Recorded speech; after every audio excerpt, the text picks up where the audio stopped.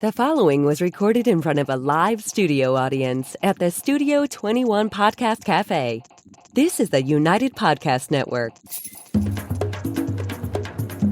This is Africa Diaspora Connect. Join us as we take the journey from the motherland to America. We share our experiences and learn from them. Here is our host, Kibathi Gaturu. Welcome once again to Studio 21, the home of the African Diaspora Connect, and I am your host, Kibathi Gaturu. Welcome to these Father's Day special, coming at you live and direct. Start off here with paying a little bit of bills, just trying to get the wheels in motion. And it's funny how advertisers have been really now scrambling to come see us. I guess we're doing something right. So this here episode is brought to you by Fair Deal Properties, founded back in 2008 with a vision of providing quality solutions across all segments of the Kenyan real estate market. Fair Deal Properties has experienced tremendous growth with a number of successfully completed projects both in Mombasa and the capital city of Nairobi. Listen to this, over 3 million square feet of construction in just 12 years. Over 800 apartments completed and handed over. Developed landmark buildings such as the Epic Business Park, Azalea Heights and Fair Deal Plaza 1 and 2. Mega warehousing projects in Kikambala and Embakasi. Currently undertaking 15 projects in Mombasa, in Nyali, at the 12th floor Aqua Vista Palm Terraces in Bamburi and North Coast, and 12 in Nairobi in the Mombasa Road environs, Westlands, and Embakasi. They provide distinct furnishing through one of America's distinct furnishing stores, none other than Ashley Furniture, right here in New England. Look no further when it comes to real estate investment. Fair Deal Properties is your one-stop shop. www.properties.fairdeal.co.ke. Thank me later. Yes, Fair Deal Properties. So, welcome. Before I get into the mix of things, guys, if you don't know, if you haven't subscribed, come on now, 2,000. We got to get to 2,000 this July. It's our first year anniversary. Social media, we are everywhere. Facebook, YouTube, Africa Diaspora Connects. You can listen to us wherever you listen to your favorite podcast. We need you out, guys. Let's view these things. Let's share. Let's make some comments. Father's Day special. I'm going to start off by thanking my dad, who is not here with us, Mr. Nelson Gaturu Kibathi. Rest in peace, man. This show, I dedicate to you, my guy. I had you for almost 50 years, and there is no one like you, my man. So, I have a cast here of amazing folks.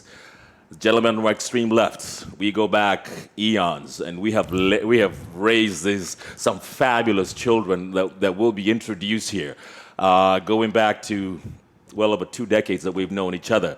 Introduce yourself, my brother. My name's Duncan Mwangi. I'm a father of 2, Leslie Mwangi, Meggan Mwangi, married to a lovely wife, Anne Mwangi. Very good. That's him. And next to you, who do we have next to you?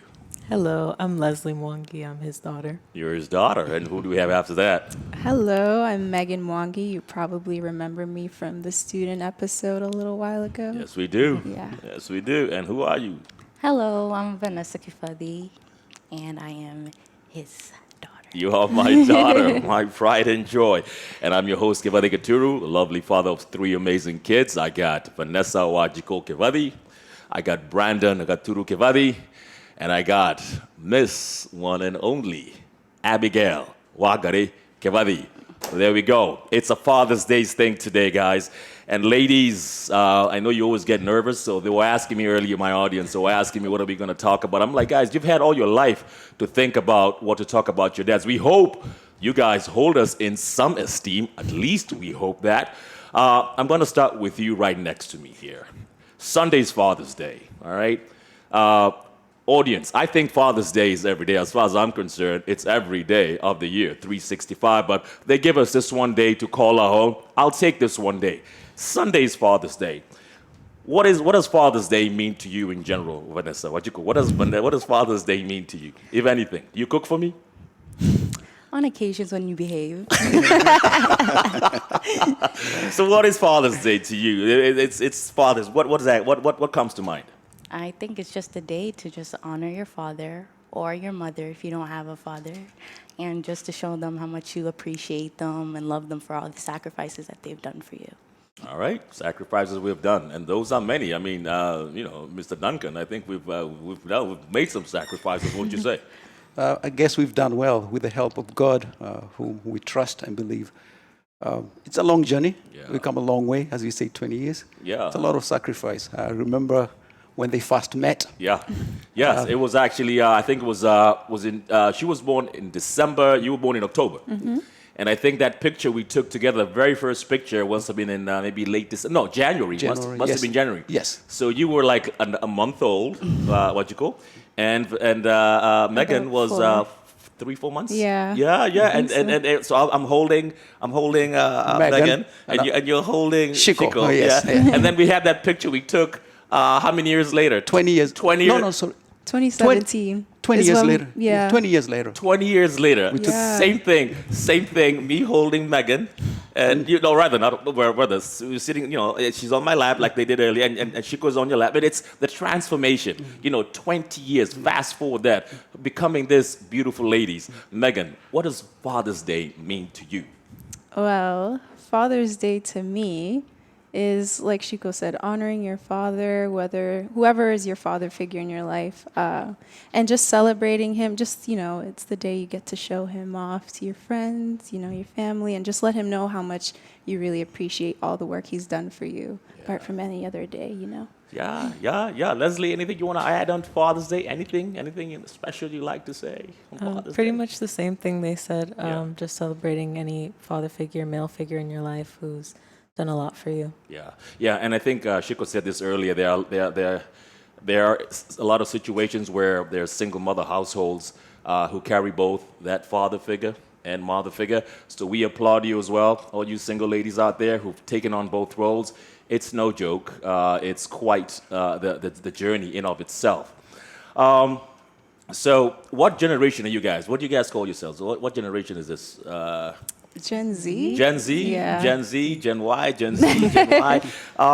So, coming from your generation and being brought up by African dads, all right? Being brought up by African dads, how crazy can that get when you guys compare notes with your counterparts, maybe non-African? I know Shiko hangs around just Africans. I don't see you hanging out with anyone else but Africans. I don't know about whether you can give it. But what's it like? Do you know how different it is being raised by non-African dads, or what's it like? Let's start off with this. What's it like being raised by an African dad? Meggan, you go first on that one. Well, I think just in general, when me being more of American than I guess African, because growing up and being born in America, you tend to notice that your parents stick out like a sore thumb when you're in your friend groups, especially in high school. So I just remember mentally having to prepare for my dad to come, "Hello, Meggan," and I'm like, and I'm just like, yeah, that's my dad. He'd be like, "Where are you guys from?" Because when you hear from me, I sound like I have an American accent. And when you hear him, it's like questions come, "Where are you guys from?" And my dad is so happy to tell them, "We are Kenyan. Come over. You should come to Kenya." One time we went to I think Wendy's, and he's asking for ugali and sukuma wiki, and I'm just like, I did that one. oh yeah, you mentioned, and it's just, it's fun now looking back, but when you're so young and trying to, stick with a clique, it's a bit much, but. Well, while on that topic, I know there are some folks, your generation, you maybe younger than you are, there's a level of apprehension towards your parents and our accents. And why is that? Aren't you proud of our accents? Aren't you proud that we are just who we are? Is that an issue? Let's be honest. We can call it. Not anymore. But no, let's go back. Let's go back when it was. Let's go back when it was. Yeah, okay. Yeah. I mean, in high school, your friends are really judgmental, so you just didn't want to hear them say, "You're African?" Oh, and then the stereotypes, so then you're just kind of muting that out. But now we have so much of an appreciation because we built self-confidence. Yeah. So, yeah, there's a bit of apprehension before trying to accept it. It was a bit hard. But I think in hindsight, I think that they were just not aware of our culture, and just if I had the knowledge and capability to enlighten them, Yeah. I think it would have been a much easier way to accept it back then. And that's something that we don't really pay attention to as parents. We hear the land of milk and honey, and it's small things like that we don't really understand the impact. Now they appreciate it. I can hear it from her clearly. I'm black and I'm African and I am proud. You know what I mean? And that's where it is. But it's something that we as parents don't really get to understand. I've had instances where some kids have even told their parents, drop me off here. I'm gonna walk. I don't even want to be seen with you. It's to some extremes. It is here. It's neither here nor there. But hey, listen, I'm glad you appreciate it. Growing up, Shiko, is there give me one fun fact about me, your dad, anything, and just anything that stands out about your dad here. Anything that just yeah. I know there are many of them. Anyone? I guess something that everyone knows is that you're a jokester. I'm a jokester? Yeah. I'm a clown? A big one. Oh, how? Okay. So is that a good thing? For the most part, yeah. Yeah? Sometimes it's a little bit intimidating because you don't know who you're going to laugh with next. The thing is, I think there's one time I made fun of your friend and you were so pissed off at me. And I was just calling. Something happened. I said something. You were like, Dad, you can't say that. And she got so mad at me and I'm just being me. I'm just joking around and just saying what it is. But you were like, Dad, you can't be saying that kind of stuff. Sensitivity. That's a class I never took, and that's something that I would have gotten an F.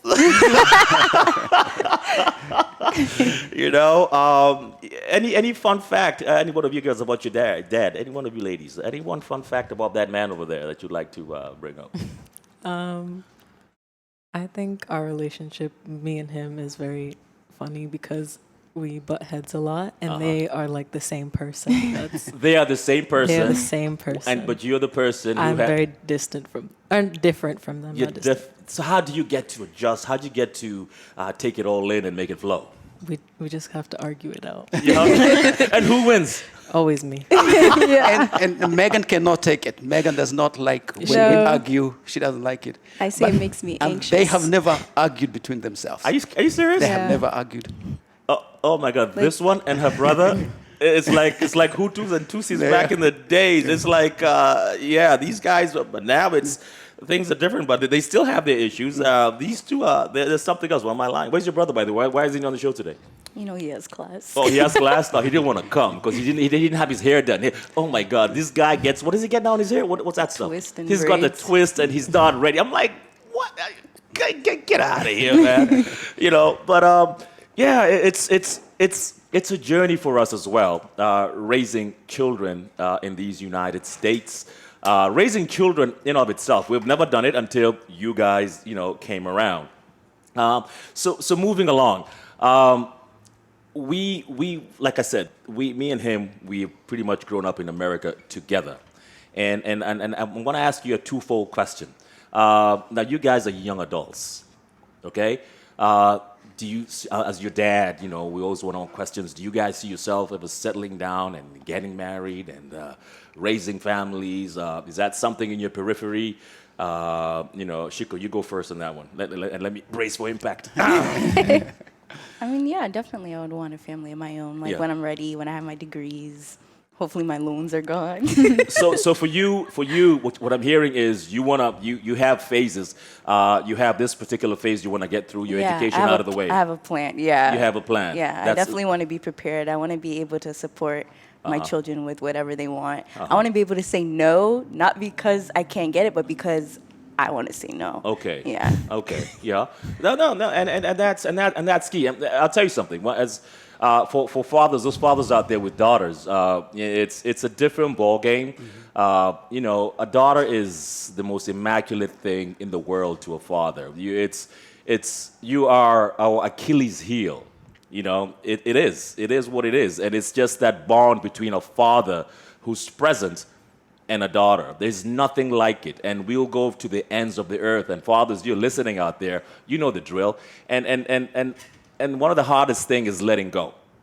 And speaking for myself, and I'll let my brother there speak for himself. The hardest thing for me is just letting go.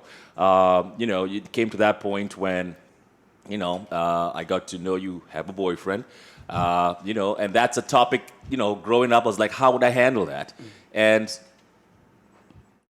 it worked out amazingly. It worked out amazingly. But that's the hardest thing for us, is to let go and have another man take over from us. Dan, what do you think, man? That's the scary part for us fathers and daughters. What do you think? For every man, that is his worst nightmare. You know, you don't want to think about that. But again, what I've learned is to accept the growth. And trust them. And what I've learned is you can learn so much from them if you just listen. So normally what I would do is I'd ask them a question. And honestly ask them a question. And they haven't given me very good answers at times. Some of the best answers that I've received so far. So it's to let them grow, knowing that we are here just to prepare them to become adult and to be independent, not forever to hold them. Understood. So that is our responsibility, to prepare them for adulthood. And that's to the best of our ability. It's a crazy world out there, and we just hope that we've laid the groundwork. That's every father's dream, every parent's dream out there. It is Father's Day. I'm going to side with fathers this time around. Our goal is that, because we're here to protect.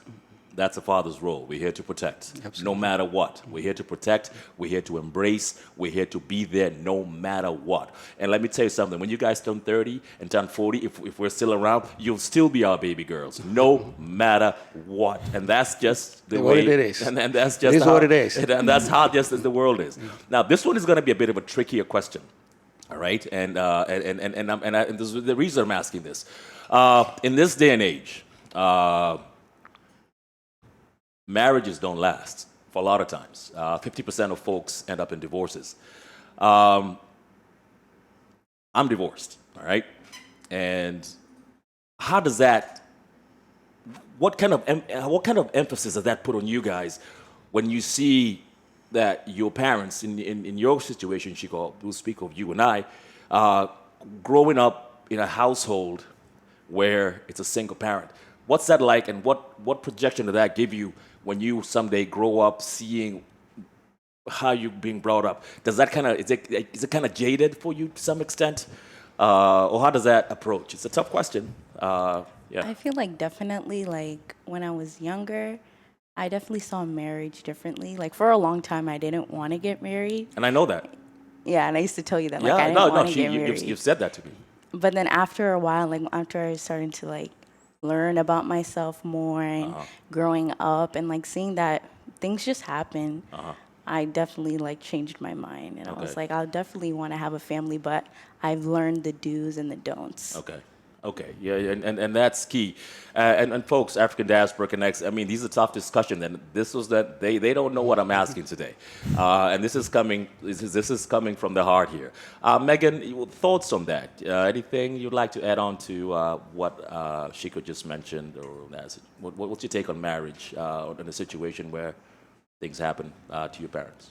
I will say, growing up, it was a lot of confusion because I think as a child, you grow up like these are adult businesses and concerns, and you're just a kid and you should be a kid. But I think with divorce, it's like we have to involve the kids. So now you're like a kid trying to understand an adult situation. So it's a bit tough. But as you grow older and learn to adapt with the new changes, you understand it is partly beneficial for the family because you don't want to raise your child in a very if it can be toxic situation, whatever is best for the family. And I think now I kind of see the strengths of how it is to kind of take a step back as, you know, husband and wife, knowing that it can and benefit the kids if we're at peace with ourselves. And like watching my parents go through a divorce, it wasn't tough necessarily because they were still proactive in our lives regardless of what they were going through. I to that. still saw both parents just as equally. Uh-huh. Yeah, and still to this day. So I think that they did a very good job handling the way that they cared for us too. And I'm really like just happy to be in both of their lives. That's outstanding. Dan, what was it like for you, going through that phase in your life when death really is not what does you part? What was it like for you as a father? As a father, the most important thing is the kids. Yeah. And I would go back and give a lot of kudos to Shiko and Meggan. As you said earlier, they've been like sisters. Yeah. And I watched them during that time. Uh-huh. And at one time, and you don't know, and I saw this. Yeah.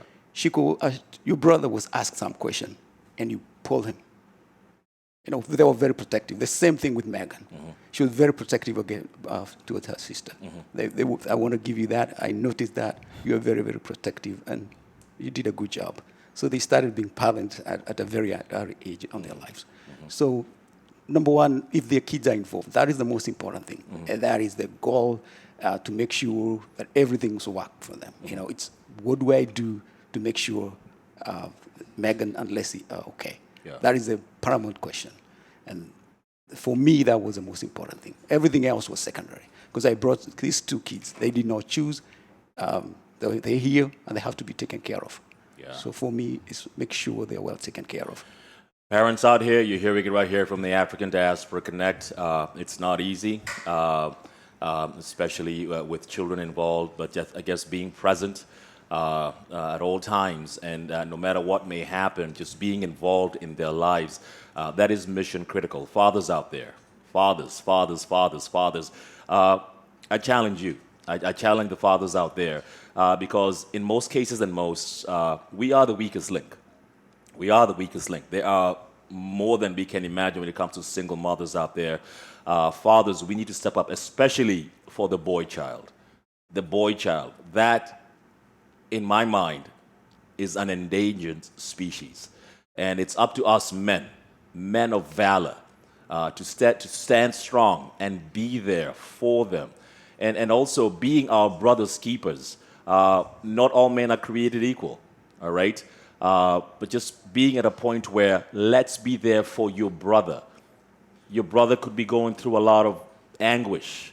There's nothing, I think, in this world, and I'll speak for myself as a father, that broke me anything. I mean, I've lost my mom, I've lost my dad, I've lost my best man at my wedding, but there's something about that crazy deed. It's called a divorce. That thing will eat you alive.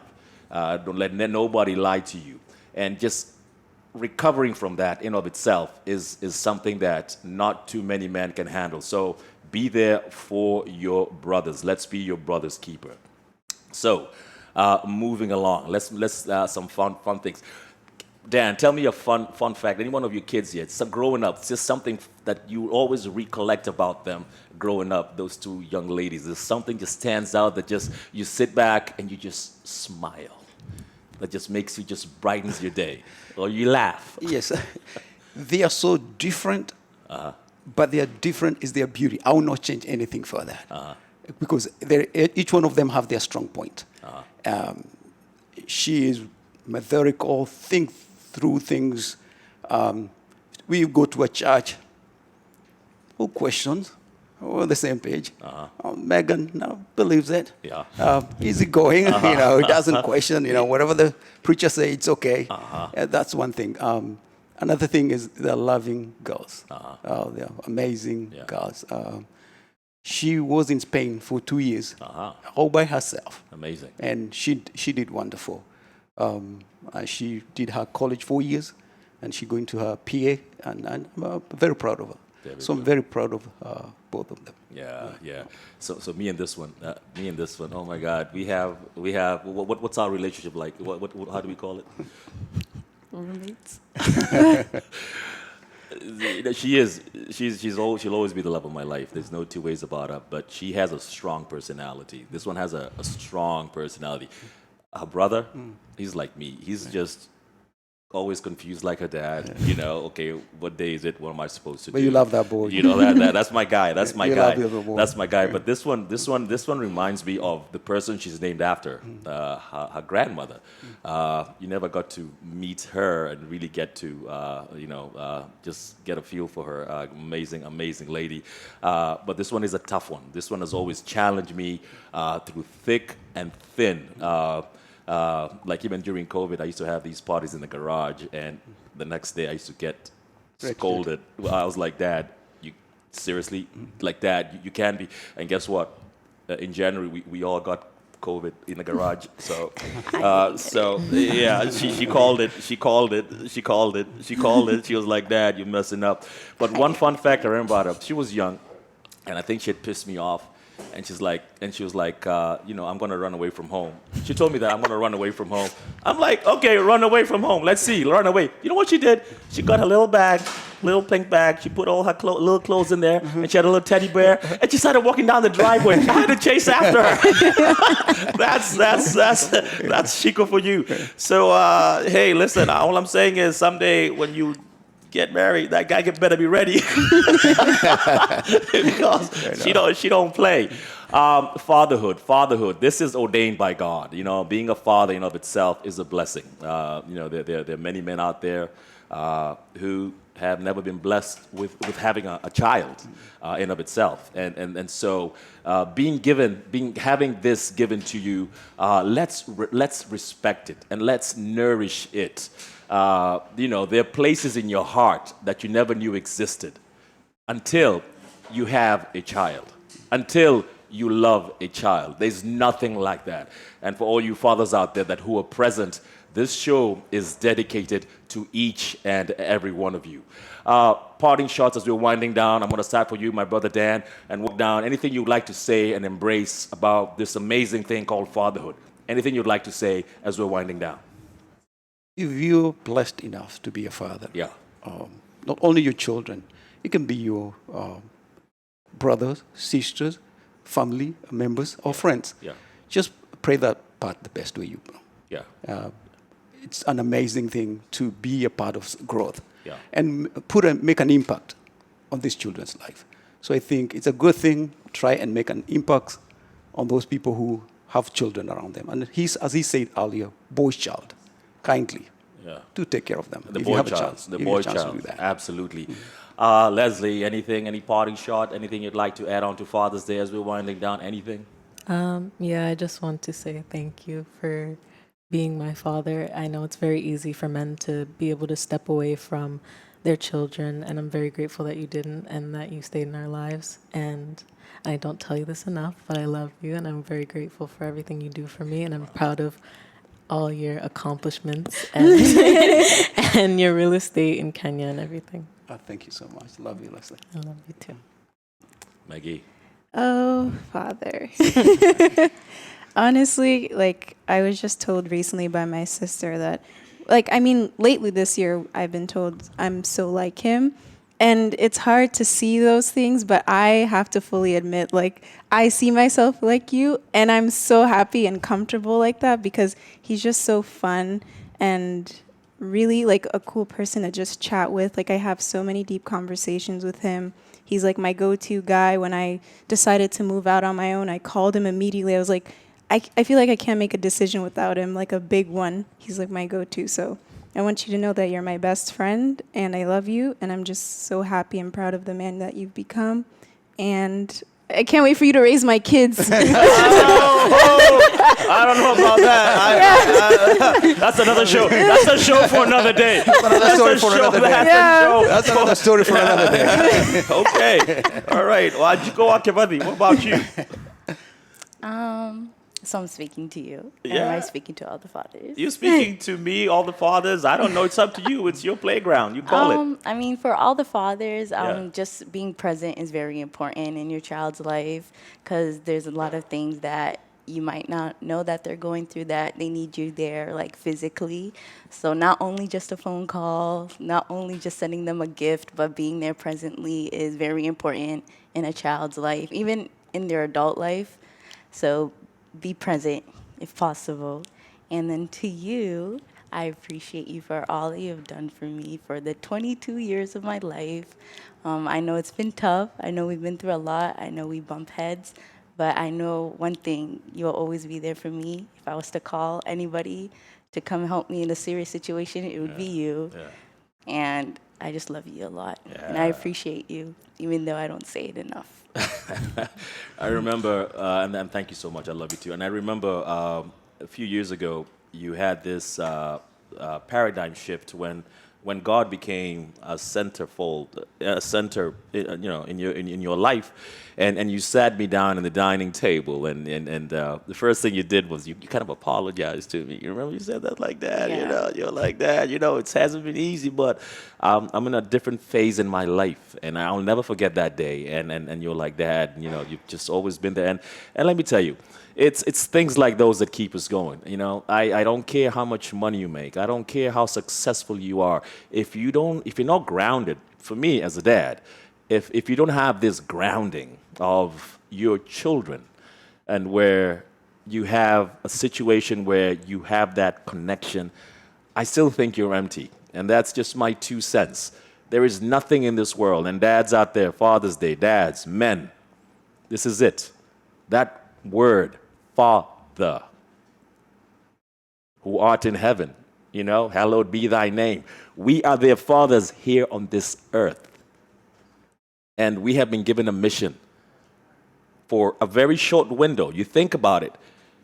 Now, these guys at a certain age, they go out and explore the world. We have maybe 18 years of those 18 formative years, in my eyes, where God has given us these amazing kids for us to give them that foundation. And after that, for the most part, they are on their own. The same way we left our parents sometime in place, they will leave us too and do their thing. Will we always be present? Yes. Spiritually, yes. But guess what? We're on borrowed time. And I'm reaching out to all the fathers. Make sure your borrowed time counts. This episode is brought to you by Fair Deal Properties. Guys, check out that website, Fair Deal. Check it out. You will thank me later. And once again, I dedicate this one to my man, my dad, Mr. Nelson. Rest in peace. Africa Diaspora Connect. Fathers, happy Father's Day. Sayonara. Thank you. All right.